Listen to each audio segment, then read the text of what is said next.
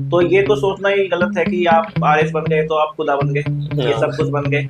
First attempt मेरा 2018 में दिया था मैंने, जिसमें मेरी 808 रैंक आई थी। मैंने इंटरव्यू दिया था और ये मेरा सेकंड इंटरव्यू था 2021 में, जिसमें मेरी 298 रैंक आई। ओके, और आपने ये जो प्रिपरेशन की थी, ये सेल्फ से की थी या कोचिंग इंस्टीट्यूट से की थी? तो आपने जॉब के साथ में अपनी स्टडी को कैसे मैनेज किया? वो ही पढ़ सकते तो हैं। कभी आपको पढ़ते वक्त ऐसा नहीं लगा कि ये हम जॉब तो कर ही रहे हैं ना, अब क्या मतलब है ये कर? अब बात करते हैं स्ट्रेटेजी की। आपने जैसा कि बताया कि 5 से 6 घंटे आपने निकाले, लेकिन 5 से 6 घंटे में भी क्वालिटी टाइम निकालना वो बहुत बड़ी बात होती है। तो मैं चाहता हूँ आप मुझे पहले बताइए प्रीलिम्स के बारे में, क्योंकि जब हमारा प्रीलिम्स क्वालिफाई हो जाएगा तब हम मेंस के बारे में सोचेंगे। Today we have Mr. Vikas Goyal, RS 2021 topper. So sir, first of all congratulations and you are welcome. Thank you sir. So अब वीडियो में बिना टाइम वेस्ट हुए आगे बढ़ते हैं सर के इंट्रोडक्शन के साथ। So please sir. Hello everyone, मेरा नाम विकास गोयल है। मैं अलवर जिले से बिलोंग करता हूँ। मैंने आरएस 2021 में 298 रैंक सिक्योर की है।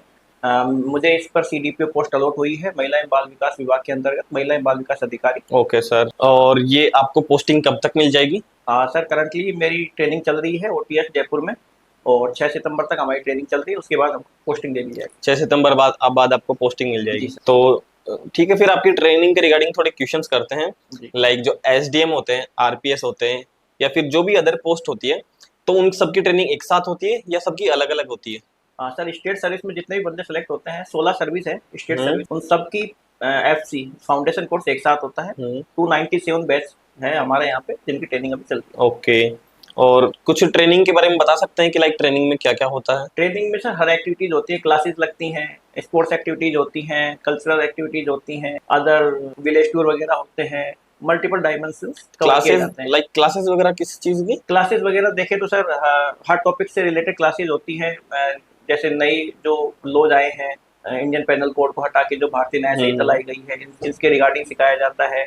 हर डायमेंशंस के अलग अलग कोर्स सिखाए जाते हैं। लाइक एक तरह से स्टडी करवाई जाती है या फिर आप जो जॉब करेंगे उसके बारे में बताया जाता है? नहीं सर, ये फाउंडेशन है, बेसिक स्ट्रक्चर जो गवर्नमेंट का होता है उसका ढांचा कैसे होता है, कैसा सिस्टम वर्क करता है, उसके बारे में बताया जाता है कि नोटशीट कैसे बनेगी, आपके टे रूल्स कौन से होंगे, अकाउंटिंग सिस्टम कैसे वर्क करता है, इसके बारे में बेसिक ज्ञान दिया जाता है। और जिस डिपार्टमेंट में हम जाएंगे उसकी इंस्टीट्यूशनल कोर्स बाद में कराएंगे। ओके सर, और सर आपकी एज क्या होगी? सर करंट मेरी एज 33 है। 33 है। तो और ये आपका कौन सा अटेम्प्ट था? ये मेरा सेकंड अटेम्प्ट। सेकंड अटेम्प्ट था। फर्स्ट अटेम्प्ट था 2018? जी।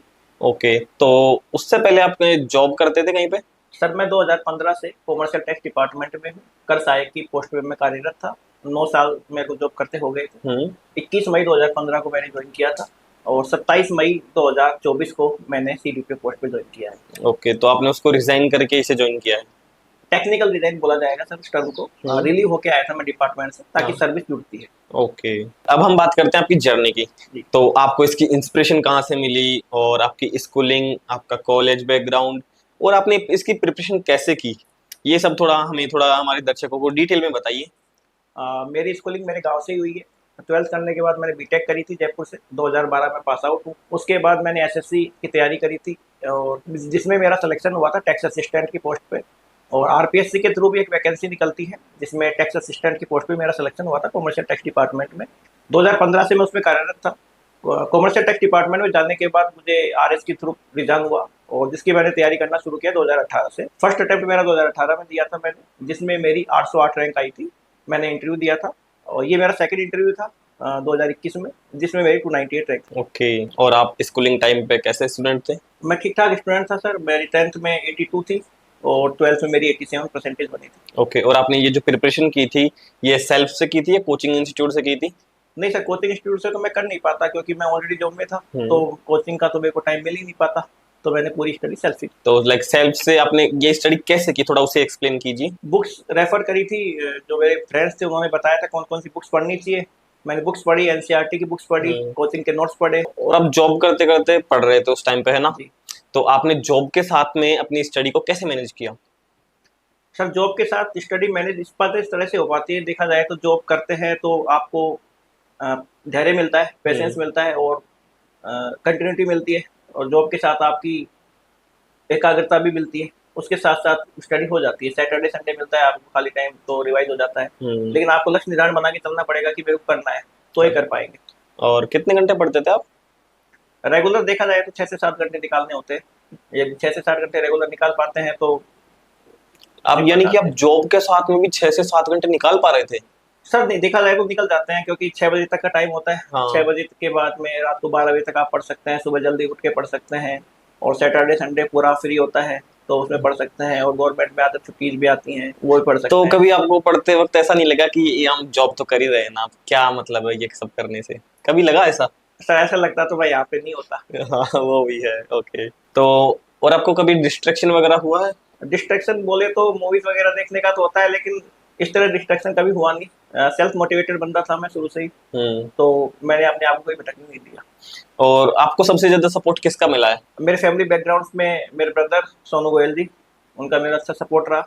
मेरी वाइफ, जिनका मेरे को अच्छा सपोर्ट रहा। मेरे पेरेंट्स, मेरे फ्रेंड्स, सबका अच्छा सपोर्ट था। सबका अच्छा सपोर्ट रहा। और सबसे ज्यादा मेन रोल किसका है? मेरे ब्रदर का है, मेरी वाइफ का है। ओके। अब बात करते हैं स्ट्रेटेजी की। आपने जैसा कि बताया कि 5 से 6 घंटे आपने निकाले, लेकिन 5 से 6 घंटे में भी क्वालिटी टाइम निकालना वो बहुत बड़ी बात होती है। तो मैं चाहता हूँ आप मुझे पहले बताइए प्रीलिम्स के बारे में, क्योंकि जब अब हमारा प्रीलिम्स क्वालिफाई हो जाएगा तब हम मेंस के बारे में सोचेंगे, उससे पहले कुछ क्या मतलब है ना। तो आप सबसे पहले प्रीलिम्स के बारे में बताइए हमारे दर्शकों को कि फर्स्ट अटेम्प्ट में ही कैसे करें क्लियर।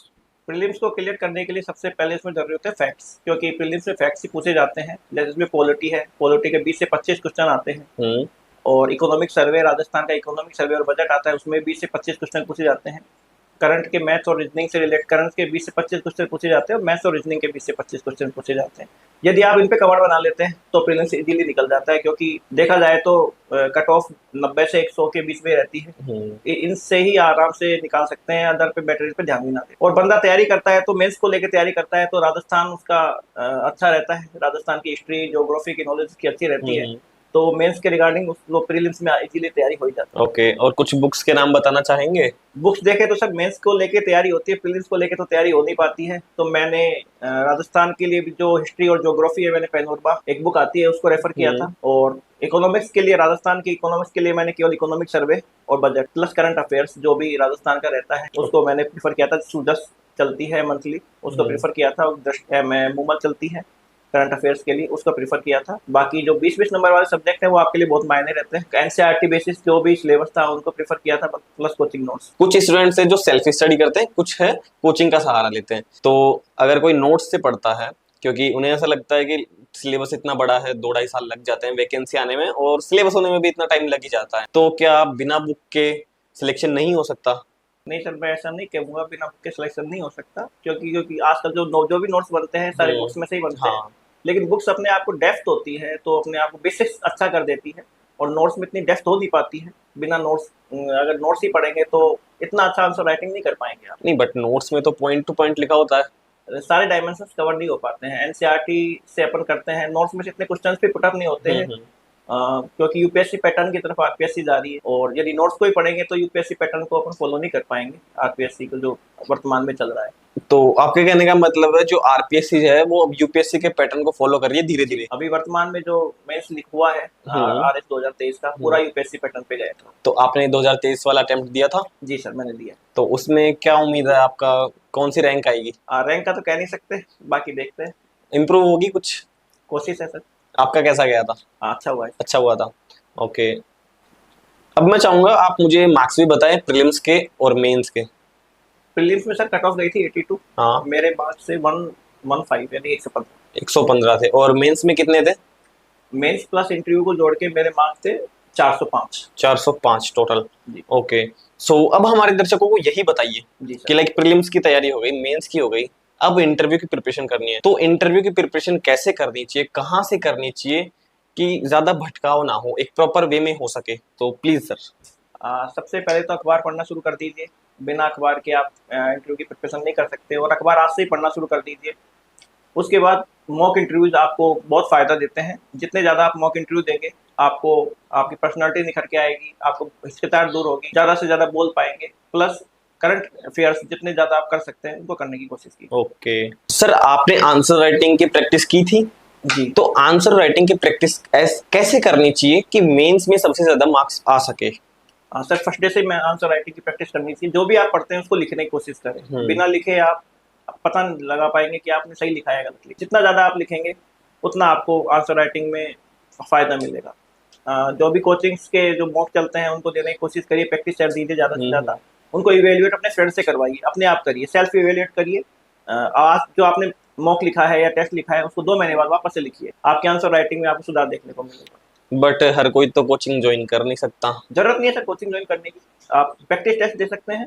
आपके पास टेलीग्राम पे या नेट के थ्रू भी आपके पास पेपर अवेलेबल होते हैं। ज़्यादा से ज़्यादा जो भी पढ़ते हैं आप लिखने की कोशिश कीजिए, जितना लिखेंगे आपकी आंसर राइटिंग उतनी अच्छी। तो आपके मायने में कितने मॉक टेस्ट दे देने चाहिए आंसर राइटिंग के लिए? हर डे एक लिखिए सर। हर डे? हाँ, हर डे लिखिए। तो उसमें तो फिर काफी टाइम जाएगा। नहीं जाता सर, 3 घंटे का होता है।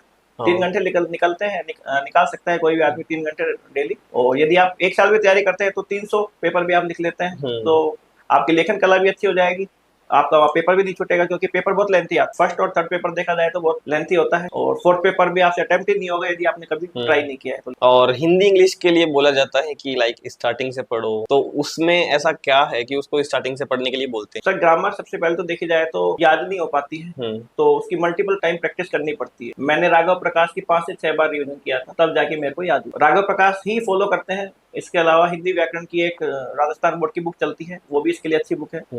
जितनी बार आप पढ़ेंगे आपको याद होते चल जाएंगे, क्योंकि व्याकरण ऐसी सब्जेक्ट है क्योंकि एक बार पढ़ने से याद नहीं होती। ओके, अब मैं चाहता हूँ आप अपनी 3 ऐसी क्वालिटी बताइए जिसकी वजह से आपकी प्रिपरेशन में हेल्प हुई। पहला तो मेरा लक्ष्य निर्धारण। मैं छोटे छोटे गोल्स बनाता था, डेली के गोल्स बनाता था कि मेरे को आज ये करना ही करना, और जब तक नहीं हो पाता था मैं उसको करके ही सोता था। ओके। दूसरा मेरी कंटिन्यूसी, मैं डेली करता था। डेली? हाँ, डेली मेरा रूटीन था सर, डेली करना है तो डेली करना है, 5 घंटे निकालने तो निकालने। तीसरा, आरपीएससी आपको धैर्य रखना सिखा देती है। 3 से 4 साल का आपका एक कोर्स होता है, प्रीलिम्स देते हैं, प्रीलिम्स के कितने साल के बाद मेंस होगा आरपीएससी को खुद को नहीं पता होता है, पोस्टपोन चलता है, फिर रिजल्ट आने के बाद कितने साल के बाद एंट्री होगा आपको ये नहीं पता होता है, तो इसमें पेशेंस तो बहुत जरूरी। तो अगर सर किसी का फर्स्ट अटेम्प्ट में नहीं होता है जी, तो फिर सेकंड अटेम्प्ट में तो फिर और ज्यादा गैप हो जाता है, तो कितना पेशेंस रखे? नहीं सर, आरएसी सब कुछ थोड़ी ना है, अदर एग्जाम भी होते हैं, एलडीसी के भी एग्जाम होते हैं, पटवारी के भी एग्जाम होते हैं, ग्राम सेवक के भी एग्जाम होते हैं, चलते रहते हैं राजस्थान। आरएस को सब कुछ मान के तैयारी करना तो गलत बात। उससे फिर प्रेशर आता है। प्रेशर आता है। आप सब एग्जाम की तैयारी कीजिए, सारे एग्जाम दीजिए, जितने एग्जाम आप दे सकते हैं, आपकी लेखन कला भी सुधरेगी, आप पेपर देंगे तो आपको टेंशन भी नहीं होगी कि मेरे पास प्लान भी नहीं है। ओके, तो सर जैसा कि आप तो जॉब कर रहे थे, आपके पास तो बैकअप प्लान था, तो जो नए स्टूडेंट्स हैं जो लाइक 12th के बाद आ गए, ग्रेजुएशन के बाद कर रहे हैं प्रिपरेशन, तो उन्हें बैकअप प्लान रखना चाहिए, या फिर पहले एक होता है कि आप अपने गोल के लिए जागरूक रहिए, ओनली गोल पे फोकस कीजिए, तो ओनली आरएस की प्रिपरेशन कर रहे हैं तो उसी पे फोकस करिए, या फिर बैकअप प्लान भी कुछ रखना चाहिए? शुरुआत में यदि 12th के बाद या ग्रेजुएशन के बाद कोई तैयारी कर रहा है तो उसको तो केवल आरएस की तैयारी करनी चाहिए, शुरुआत में ध्यान नहीं देना चाहिए। आफ्टर 2 से 3 साल के बाद यदि उसको लगता है कि मेरा सिलेक्शन नहीं हो पा रहा है या मैं कहीं और जाना चाहता हूँ, या एक फाइनेंशियल कंडीशन उसकी सही नहीं है, तो अदर एग्जाम की तरफ उसको ट्राई करना ही करना। यानी बैकअप प्लान पहले से होना चाहिए? पहले से नहीं होना चाहिए, लेकिन शुरुआत में 2-3 साल के बाद यदि इसका फर्स्ट अटेम्प्ट में नहीं निकलता है, उसके बाद अदर प्लान की तरफ वो जा सकता है। यानी कि अगर टाइम है तो इसी पे फोकस करो जी, अगर टाइम की कमी है तो आप अदर से जा सकते हैं। फाइनेंशियल यदि आपकी कंडीशन ठीक है तो आप केवल आरएस की तरफ देख सकते हैं, फाइनेंशियल कंडीशन ठीक नहीं है तो आपको अदर प्लान होने ही होने। और जो राजस्थान के स्टूडेंट्स हैं उनमें ये होता है कि हम पहले यूपीएससी के कर लेते हैं जी, अगर यूपीएससी में नहीं हुआ तो हम आरपीएससी में आ जाएंगे जी, तो ये कितना सही है? यूपीएससी तो सर मेरे हिसाब से सबसे अच्छा रहता है, क्योंकि यूपीएससी की तैयारी करने वाला बंदा आरपीएससी का एग्जाम इजीली निकाल पाता है, उसकी अप्रोच इतनी हो जाती है कि वो आरएस निकाल ही पाता, तो अच्छा ही अप्रोच है सर ये। और कुछ मिथ है कि आपको अगर सिविल एग्जाम्स की प्रिपरेशन करनी है लाइक यूपीएससी, तो उसके लिए आपको दिल्ली ही जाना होगा। नहीं सर, ऐसा नहीं है। अब तो राजस्थान में जयपुर भी हब बनता जा रहा है, देखा जाए तो जयपुर से इतने सिविल सर्विस स्टूडेंट्स निकल रहे हैं, तो मुझे नहीं लगता कि दिल्ली एकमात्र विकल्प बचा है, हर राजस्थान भी इसमें आगे आ रहा है शिक्षा के क्षेत्र में। और सर ये आरएस की जर्नी जैसा कि आपने भी बताया था कि काफी लंबी होती है ना जी, 3 से 4 साल लग जाते हैं अगर फर्स्ट अटेम्प्ट में हो जाता है तो भी, और अगर नहीं होता है तो फिर और ज्यादा टाइम लगता है। तो इतने लंबे पाथ में मोटिवेटेड कैसे रहे, अपने पाथ से डिस्ट्रैक्ट कैसे ना हो, कि यानी कि एक सिंपल वर्ड्स में बोले तो हाउ टू स्टे मोटिवेटेड? धैर्य बना के रखना होगा, अदर प्लान आपको डिसाइड करने होंगे। यदि आपकी फाइनेंशियल कंडीशन ठीक नहीं है तो अदर एक्टिविटीज भी देख सकते हैं, आप कोचिंग के नोट्स भी बना सकते हैं, या कोचिंग में जाके मटेरियल भी लिख सकते हैं, अदर कोचिंग सेंटर में आप जाके कंटेंट राइटिंग भी कर सकते हैं। तो आपकी प्रिपरेशन भी चलती रहेगी, आपकी फाइनेंशियल स्टडी भी सही रहेगी। और नहीं सर, मैं यहाँ पे पूछना चाह रहा हूँ कि लाइक जब पढ़ते हैं तो उस टाइम पे कभी कभी डिमोटिवेट हो जाते हैं, या फिर याद नहीं होता, कि प्रेशर भी आता है कि आज कल का पढ़ा हुआ आज याद नहीं है, तो आगे का तो फिर होता है ना कि कैसे याद होगा। आप उस चीज के बारे में थोड़ा बताइए। यदि ऐसी कंडीशन आती है तो उस दिन कुछ भी ना पढ़े। जिस दिन आपको ये लग रहा है कि मैं कुछ भी नहीं कर पा रहा हूँ, तो आप निश्चिंत होकर सो जाएं। हाँ। नई सुबह से नई तैयारी करना शुरू करें और अपने आप को सेल्फ मोटिवेटेड करें। कोई मोटिवेशनल वीडियो यदि आपको लगता है वो देखें, और टॉपर्स के वीडियो देखें जो उन्होंने मोटिवेशनल स्पीच दिया, तो आपको वापस से वो जागृति आ जाएगी पढ़ने की। और आपको क्या सिलेक्शन से पहले और सिलेक्शन के बाद आपकी सोच क्या थी आरएस को एग्जाम को लेकर के? जैसे मैं ऑलरेडी सर्विस में था, तो मुझे पता था कि आरएस एग्जाम में ऑफिसर बनते हैं, तो मैं मल्टी डिपार्टमेंट में काम करता ही था, तो मैंने देखे हुए थे। तो मेरी सोच तो पहले भी वही थी कि हाँ, जॉब है करनी है, थोड़ा ऑफिसर बन जाएंगे तो थोड़े आपके पास लाइबिलिटी आएगी, आपको लोगों से मिलने का मौका मिलेगा, आपको मल्टीपल डायमेंशंस में वर्क करने का मौका मिलेगा, ये बेनिफिट हो जाता है। पहले ये बेनिफिट नहीं था, मेरी जो पोस्ट थी उसमें मल्टीपल डायमेंशनलिटी नहीं थी। अब मेरे को ही मिल जाएगा कि मैं मल्टीपल डायमेंशंस कर पाता हूँ, लोगों से मिल पाऊंगा। ओके। और अब आपको अभी कैसा फील होता है जब आप ओटीएस में ट्रेनिंग के लिए जाते हैं, वापस आते हैं, कुछ फर्क?